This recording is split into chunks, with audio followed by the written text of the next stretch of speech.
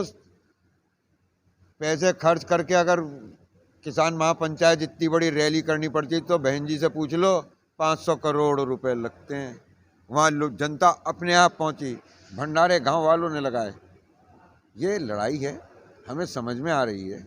और मैं आपको बता दूं कि लड़ाई 90 साल पहले भगत सिंह कह के मरा था कि ये लड़ाई ना हमने शुरू की है ना हमारे साथ ख़त्म होगी, इससे आने वाली हमारी नस्लें भी लड़ेंगी। ये हमारी पीढ़ी के हिस्से में आ गई। पूंजीवाद के खिलाफ लड़ रहा था, हमें दिखा कि वो बम फेंक रहा है ब्रिटिश सरकार के खिलाफ, जेल में बैठ के लिखता है मैं उस पूंजीवाद से लड़ रहा हूँ जो पोषक है उस साम्राज्यवाद का। तो ये लड़ाई हमारी, आप कह देते हो मोदी जी सरकार के कान पे जूं नहीं रेंग रही, सरकार पूरी की पूरी रेंग रही है। रस्साकशी खेली है कभी बचपन में?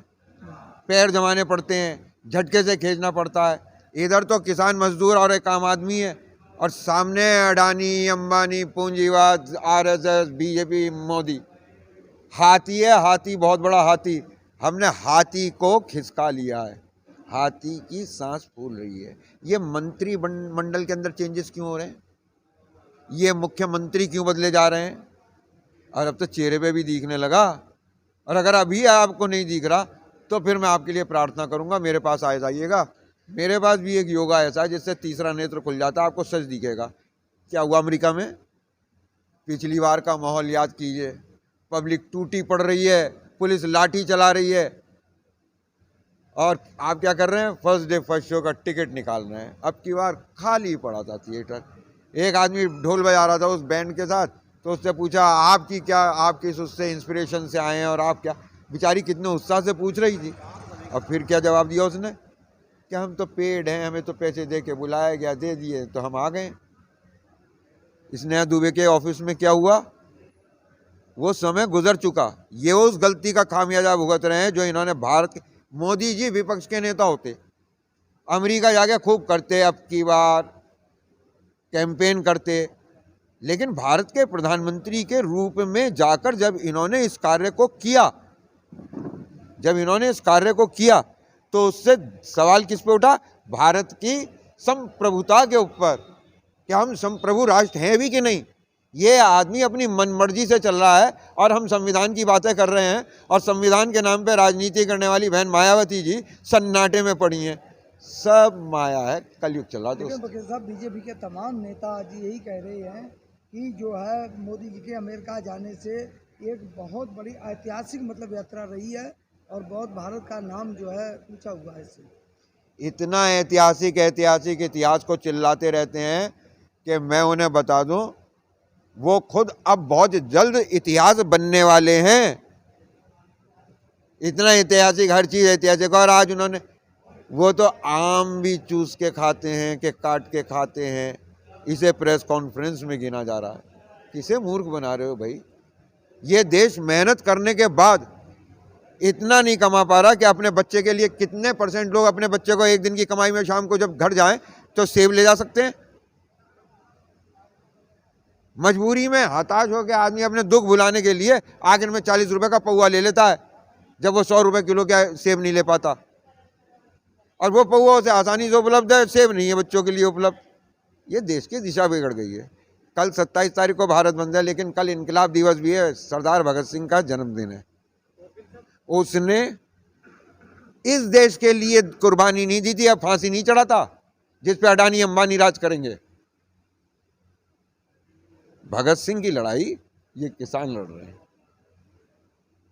राकेश जी कहता अगर कामयाब हुए तो एक ऐतिहासिक क्षण होगा भारत के लिए, उनके लिए।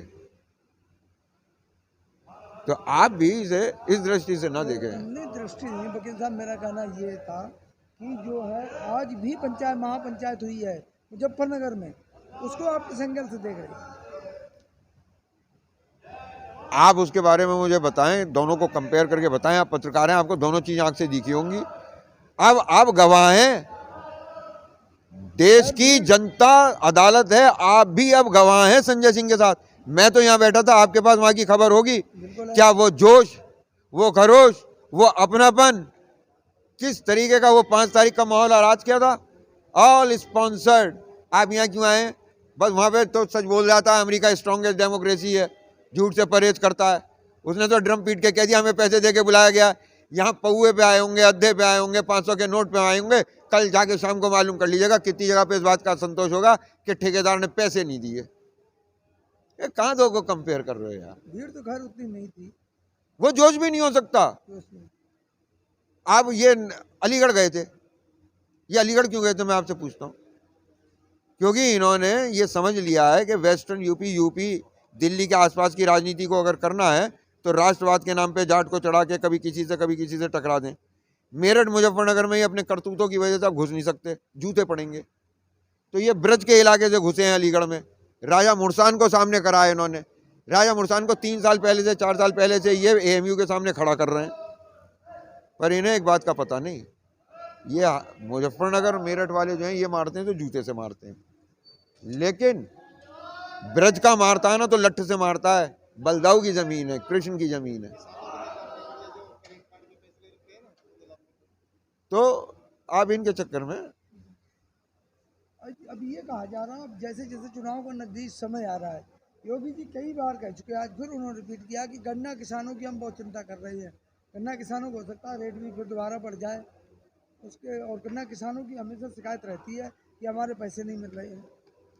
देखिए योगी जी बहुत मेहनत कर रहे हैं, मोदी जी जितनी तो नहीं कर सकते, वो तो असंभव है, कोई मानव नहीं कर सकता संसार में। 18 घंटे करते हैं। हाँ नहीं, वो महामानव है, वो उन जैसी तो पूरी दुनिया में कोई नहीं कर सकता। ट्रम्प भी 16 घंटे पे रुक गए थे इसलिए जाना पड़ गया, मोदी जी 18 घंटे कर रहे हैं। तो ये जो सवाल आपने उठाया कि भाई योगी जी इतनी मेहनत करके पहुंचेंगे कहाँ, उन्हें कीमत अदा करनी है मोदी जी के कर्मों की। अब की बार मोदी सरकार बीजेपी की नहीं है, RSS की नहीं है, अब तो मोदी सरकार है। कीमत कौन अदा करेगा? जब तक ये एसेट है तब तक तो ये पूंजीपति साथ रखेंगे, जब ये लायबिलिटी हो जाएंगे तो इन्हें फेंकेंगे। इसकी कीमत कौन अदा करेगा? इसकी कीमत अदा करेगा बीजेपी सरकार से जाके, इसकी कीमत अदा करेगा RSS।